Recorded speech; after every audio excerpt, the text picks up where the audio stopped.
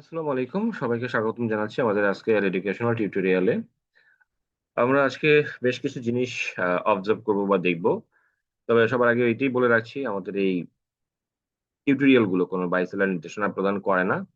Share বাজারে বিনিয়োগ ঝুঁকিপূর্ণ, সুতরাং জেনে বুঝে বিনিয়োগ করুন।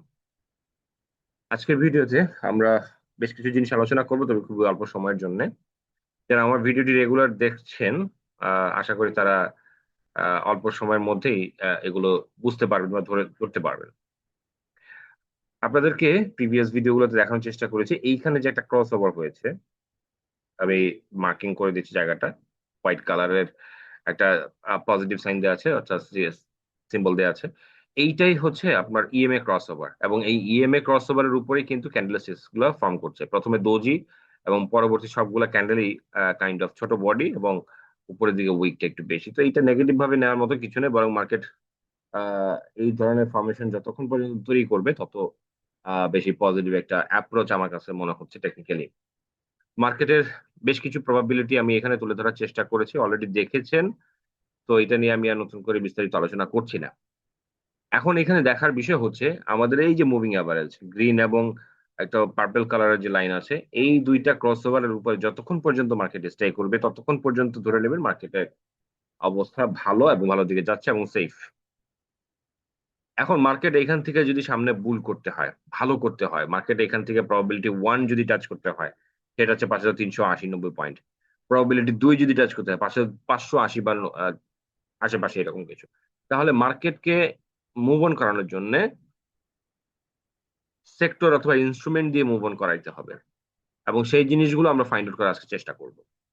আমাদের সঙ্গে একটু ধৈর্য সহকারে থাকুন এবং কনসেনট্রেশনটা ধরে রাখুন। আশা করি ক্লিয়ারলি বুঝতে পারবেন। আমরা রিসেন্টলি দেখেছি যে মার্কেটের যে টার্নওভার সেটা আমরা এনালাইসিস যদি করি বা বিশ্লেষণ যদি করি, তাহলে ইন্সুরেন্সকে টপকিয়ে ব্যাংকে আবারও ৳২০০ কোটি টার্নওভার হয়েছে। ইন্সুরেন্সেও অলমোস্ট ৳২০০ কোটি মতো টার্নওভার হয়েছে এবং অন্যান্য সেক্টরে যথারীতি আ টার্নওভার গুলো ধরে রাখার চেষ্টা করছে। আমরা আজকে সেক্টরাল মুভমেন্ট গুলা দেখব। ১ম এই আমরা চলে যাচ্ছি ব্যাংকিং সেক্টরে। এই আমরা ব্যাংকিং সেক্টর সিলেক্ট করলাম। আপনারা দেখতে পাচ্ছেন যে এই ক্রসওভার অর্থাৎ আ আমরা যদি এই ধরনের ক্রসওভার এখানে ধরে নিয়ে আসি, এই যে ক্রসওভার যদি এখান থেকে পড়ে গিয়েছে সেটা ভিন্ন কথা। এইখানে নতুন করে আবার একটা ক্রসওভার আসছে এবং এইটার সপক্ষে আপনাদেরকে আমি আজকে একটু অ্যাডভান্স দেখানোর চেষ্টা করব। এই যে ম্যাকডি ক্রসওভারটা হচ্ছে এবং আরএসআই টা 50 অ্যাবভ। তো সবকিছু মিলিয়ে এই যে মুভিং এভারেজ এর crossover, McD crossover, RSI 50 above সব মিলিয়ে ব্যাংকিং সেক্টর একটা ইঙ্গিত দিচ্ছে, একটা আ বুলিশ বা বুল রান এর একটা ইঙ্গিত দিচ্ছে। তো আপনারা যদি ব্যাংকিং সেক্টরটাকে অবজারভেশন এ রাখেন, তাহলে হয়তোবা এখান থেকে ভালো স্ক্রিপ্ট পেয়ে যেতে পারেন। এবং আমরা যদি এর রেজিস্ট্যান্স জোনটাও দেখার চেষ্টা করি ব্যাংকিং সেক্টরের, আ তাহলে এর ভ্যালু আমরা এই পর্যন্ত যদি নেই, তার মানে ১৭.৫ বর্তমানে এটা অবস্থান করছে ১৬। তার মানে এই পর্যন্ত আরো যদি যেতে হয়, অর্থাৎ আমরা যদি এখান থেকে আ আমরা একটু মেজার করার চেষ্টা করি প্রাইস রেঞ্জ। আর যদি এখানে ক্লোজিং হয়েছে আমরা এই পর্যন্ত যদি যাই, তাহলে মার্কেটে ব্যাংকিং সেক্টরে আরো অন অ্যান এভারেজ 10% করে আরো গ্রোথ বাকি আছে। এবং এটা যাওয়ার সম্ভাবনাটা খুবই বেশি, যেহেতু এই জায়গাগুলোতে সচরাচর মিস করে না। বিকজ এই ম্যাকডি ক্রসওভার যেখানে যেরকম আছে, এইখানে ইএমএ ক্রসওভার যখন হয়েছে তখন ব্যাংকের একটা বুলিশ রান হয়েছে। এই জায়গাগুলোতে ইএমএ ক্রসওভার হলেও ম্যাকডি কিন্তু নেগেটিভ ছিল। যেমন এই জায়গায় নেগেটিভ ছিল। সো প্যাটার্ন এর কিন্তু সিমিলারিটিস এবং রিপিটেশন আমরা এখানে দেখতে পাচ্ছি। আশা করি ব্যাংকিং সেক্টরের ব্যাপারে আপনারা ভালো একটা ধারণা পেয়েছেন। আমরা এরপরে যাবো, যেহেতু ইন্সুরেন্স সেক্টর ছিল 2nd পজিশনে, আমরা ইন্সুরেন্স একটু দেখার চেষ্টা করি।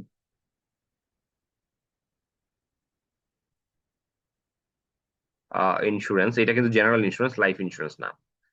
তো জেনারেল ইন্সুরেন্স এ আপনারা দেখতে পাচ্ছেন অলরেডি ম্যাকডি ক্রসওভার হয়ে অনেকটা সময়, দীর্ঘ ১ মাস ধরে এটা কিন্তু আপওয়ার্ড মুভমেন্ট এ আছে। এবং আমি এখানে দেখানোর চেষ্টা করেছি যে এইখানে যে ইমিডিয়েট রেজিস্ট্যান্স আছে, এই যে রেজিস্ট্যান্সটা, অর্থাৎ এই জায়গাটা, এই জায়গাটা, এই জায়গাটা, এটার কিন্তু একটা ব্রেকআউট হয়েছে। এবং এই ব্রেকআউটের কারণে এটা পরবর্তী রেজিস্ট্যান্সটা কোথায় এইখানে, অর্থাৎ এই যে রেজিস্ট্যান্স জোন এই পর্যন্ত চলে যাওয়ার একটা আমরা বলতে পারেন যে মুভমেন্ট দেখতে পাচ্ছি। এখন দেখার বিষয় অ্যাকচুয়ালি এই পর্যন্ত যায় কিনা। যদি যায় তাহলে ওয়েল এন্ড গুড। আমরা একটু চার্টটা ক্লিয়ার করব। ওকে, আমার মনে হয় এইটুকুতে হয়ে যাবে এই জায়গা পর্যন্ত। হ্যাঁ, আমরা ধরে নিলাম এই জায়গা পর্যন্ত যাবে। এখন আমরা যদি একটু ট্রেন্ড লাইন আঁকার চেষ্টা করি, আমার এখানে আমি যে ট্রেন্ড লাইন আঁকি সেটা কিন্তু আপনারা নিজেরা দেখলে বা প্র্যাকটিস করলেও কিন্তু আপনাদের মোটামুটি হয়ে যাওয়ার কথা। মানে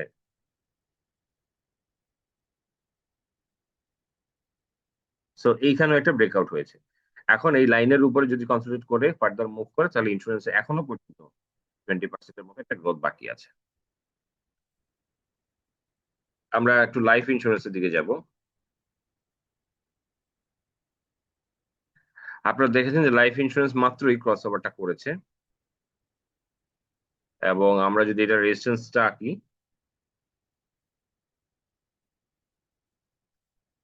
সবসময় মনে রাখবেন যে স্টক মার্কেটে আসলে সাপোর্ট বা রেজিস্ট্যান্স এটা লাইন হয় না, বরং এটা একটা জোন হিসেবে কাজ করে। তো এটাকে কখনো লাইন হিসেবে আপনারা চিন্তা করবেন না বা আঁকার চেষ্টা করবেন না, এটা জোন। লাইফ ইন্স্যুরেন্স গুলো একটা রেজিস্ট্যান্স ফেস করছে এই জোনটাতে। দেখবো আমরা ম্যাকডি সাপোর্ট, হ্যাঁ ম্যাকডি সাপোর্ট ছিল, আবার একটু আহ, কি হলো কালারের একটা নেগেটিভ ইয়ে আসছে। তো যেহেতু আসতেছে হয়তো বা এখানে কনসেন্ট্রেট করে ফার্দার মুভ করতে পারে। কেন এই কথা বললাম, আমরা এখানেও একটা অ্যাসেন্ডিং ট্রায়াঙ্গেলের মতো দেখতে পাচ্ছি। তার মানে আমি যদি এটাকে একটু বড় করি, মার্কেট মার্কেট কিন্তু এখান থেকে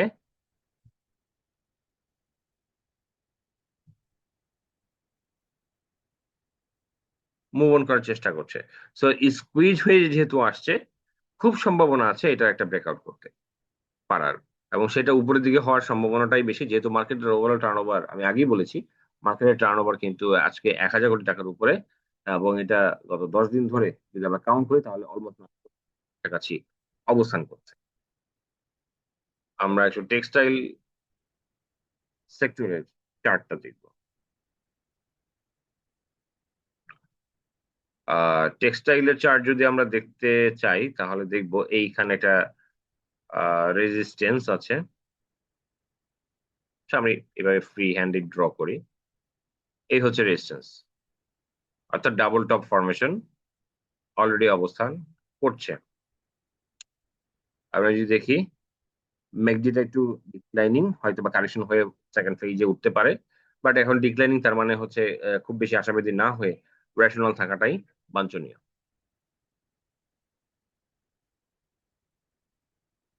আমরা এরপরে দেখব ইঞ্জিনিয়ারিং।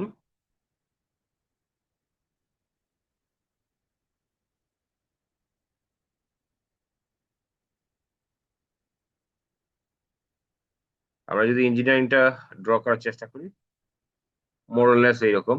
তার মানে রেজিস্ট্যান্সটা এখনো ফেস করতেছে, এবং এটা যদি ব্রেকআউট করে তাহলে এখান থেকে ফার্দার আরো মুভ করতে পারে। আমরা ফার্মা অ্যান্ড কেমিক্যাল এই সেক্টরটাতে একটু দেখব। আপনারা দেখতে পাচ্ছেন যে ফার্মা অ্যান্ড কেমিক্যালে ক্যান্ডেল, হ্যাঁ ওকে ঠিক আছে। ফার্মা অ্যান্ড কেমিক্যালে এই যে ইএমএ ক্রস ওভার সেটা কিন্তু এখনো পর্যন্ত আসে নাই। আমরা যদি দেখি ম্যাকডি, ম্যাকডির ক্রস ওভার কিন্তু হয়েছে। সো ম্যাকডির ক্রস ওভারটা হওয়ার পরে এটা সামনে আরো আপওয়ার্ড মুভমেন্টে থাকার চেষ্টা করবে। এইখানেও ক্রস ওভার আসবে, ইএমএ ক্রস ওভার সম্ভাবনা খুব বেশি। তাহলে আমরা ব্যাংক পেলাম এবং ফার্মাসিউটিক্যাল পেলাম। তো আপাতত এগুলোই আপনারা যদি দেখতে থাকেন, এভাবে যদি অ্যানালাইসিস বিশ্লেষণ করতে থাকেন, সেক্টরাল মানি ফ্লো যদি ট্র্যাক করতে থাকেন তাহলে আপনারা কিন্তু আইটেম পেয়ে যাবেন।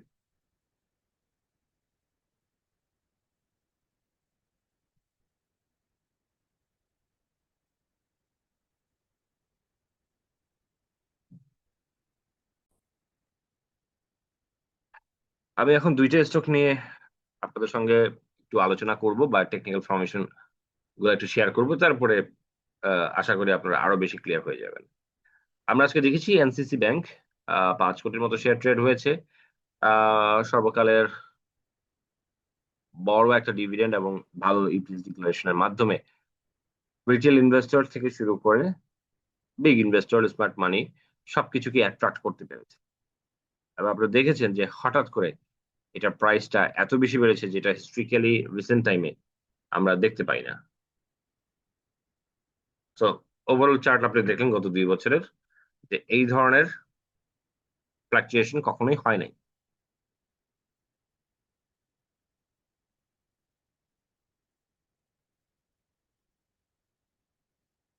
আমরা যদি এটার আহ, গন্তব্য আমরা যদি এটা গন্তব্য আঁকার চেষ্টা করি,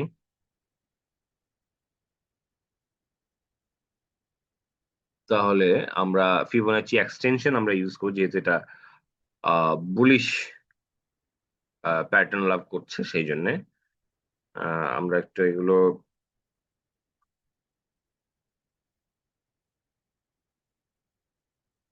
ওকে, আমরা এটা এক্সটেন্ড নিয়ে যাচ্ছি। দেখুন, 18 টাকা 70 পয়সা এটা রেজিস্ট্যান্স জোন, 261%। 18 টাকা 70 পয়সা মানে যেই স্টকের একটা স্থবির অবস্থা আসতে পারে, এবং এই যে লম্বা একটা গ্যাপ, এই গ্যাপটা অবশ্যই সাস্টেন করার মতো নয়, যেহেতু এখানে অর্গানিক্যালি প্রাইসের গ্রোথ আসে নাই। তো যাদের এই স্টকটা আছে তারা হোল্ড করতে পারেন বা দেখতে পারেন, এবং আরো ইনডেপথ অ্যানালাইসিস করতে পারেন। আর যারা কেনার ব্যাপারে চিন্তা ভাবনা করছেন, তারা নিজেদের মতো করে একটু চার্টে অ্যানালাইসিস করে নেবেন। এরপর যে স্টকটা নিয়ে আমরা আলোচনা করব সেটা হচ্ছে বিকন ফার্মা। হিউজ পরিমাণ একটা ভলিউম পেয়েছে ক্রস ওভারের ঠিক ইমিডিয়েট উপরে, এবং আমি যেই দুইটা সেক্টরের কথা বলেছি যে মানি ফ্লোটা হচ্ছে কোনটায়, এক আমরা ব্যাংকে পেয়েছি, এবং ফার্মাতেও খুব একটা বেশি পাইনি, বাট ফার্মাটা পটেনশিয়াল একটা স্টক হিসেবে বা সেক্টর হিসেবে আমাদের সামনে আপাতত আছে। যেহেতু বিকন ফার্মা ভালো একটা ইপিএস অর্থাৎ Q3 ইপিএস প্রকাশ করেছে, সেই সঙ্গে তাদের চার্টের যে অবস্থা, সেটা আমরা দেখতে পাচ্ছি যে একটা লম্বা বেয়ারিশ অবস্থার পরে চার্ট অল্প অল্প করে আবার গুছিয়ে ওঠার চেষ্টা করছে। কাজেই টেকনিক্যাল অ্যানালিসিসের মাধ্যমে স্পেসিফিক ভাবে কিছু স্টক যেমন সর্ট আউট করা যায়, তেমনি মার্কেটের ওভারঅল মুভমেন্টও বা গতিবিধি পর্যবেক্ষণ করা যায়। আজকের ভিডিওর মাধ্যমে হয়তোবা সেটার অনেক কিছুই আপনারা শিখতে পেরেছেন। তো আজকে আমরা ভিডিওটি বর্ধিত করছি না, বিদায় নিচ্ছি এখনই। ভালো থাকবেন সবাই। আসসালামু আলাইকুম।